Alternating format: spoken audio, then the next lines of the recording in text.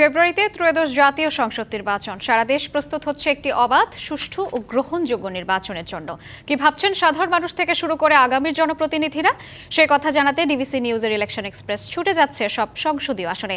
আজ আছে সংসদীয় আসন 171, মুন্সিগঞ্জ 1-এ। সিএসআরএম ডিবিসি ইলেকশন এক্সপ্রেস এখন আছি মুন্সিগঞ্জ জেলায়। এই মুহূর্তে আমাদের সাথে অতিথি হিসেবে যুক্ত আছেন ইসলামী আন্দোলন বাংলাদেশ মনোনীত প্রার্থী KM আতিকুর রহমান। আমরা এখন তার সাথে কথা বলবো। তো আপনি সংসদীয় আসন নির্বাচনের পথে কেন আসলেন?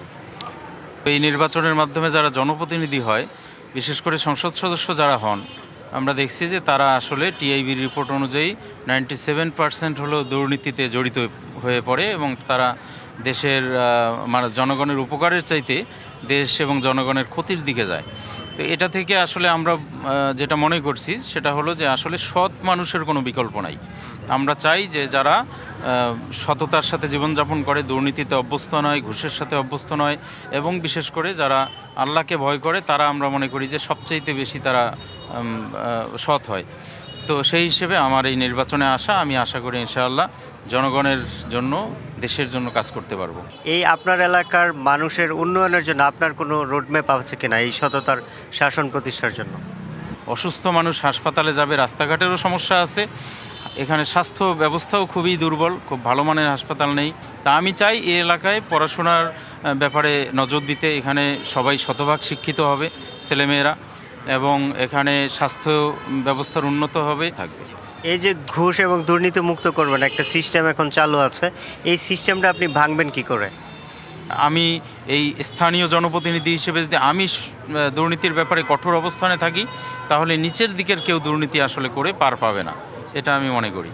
এই ইসলামী দলগুলোর প্রতি সাধারণ মানুষের একটা কনসেপ্ট আছে যে ইসলামী দল ক্ষমতায় আসলে নারীরা পর্দার আড়ালে থেকে যাবে এবং তারা কোনো কর্মসংস্থানে আসতে পারবে না, স্বাধীনভাবে চলাচল করতে পারবে না।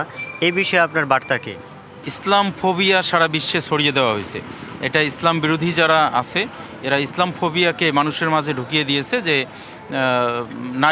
নারীদেরকে ঘরের মধ্যে বন্দি করে রাখা হয়, ইসলাম ক্ষমতায় আসলে নারীরা নির্যাতিত হবে, তারা ঘরে অন্তরীণ হয়ে যাবে, কোনো কাজ করতে পারবে না, পড়ালেখা করতে পারবে না, এ ধরনের অনেক কথা আছে। কিন্তু বাস্তবতা হলো আসলে ইসলাম চায় যে নারীদের নিরাপত্তাটা নিশ্চিত করতে। আমি মনে করি যে আমাকে মানুষ গ্রহণ করবে। এবং আরেকটা বিষয় আছে, এবারের নির্বাচনে আমাদের 8টা ইসলামী দল এক হয়েছে যে আমাদের একক প্রার্থী থাকবে এবং মুন্সিগঞ্জ 1 আসনে হাত পাখা মার্কা যদি থাকে, আমাকে নমিনেশন দেওয়া হয় 8 দলের পক্ষ থেকে, আমি আশা করি ইনশাআল্লাহ এখানে বিজয়ী হব, জনগণ আমাকে ভোট দিবে। আমাদের সাথে যুক্ত হওয়ার জন্য আপনাকে অসংখ্য ধন্যবাদ।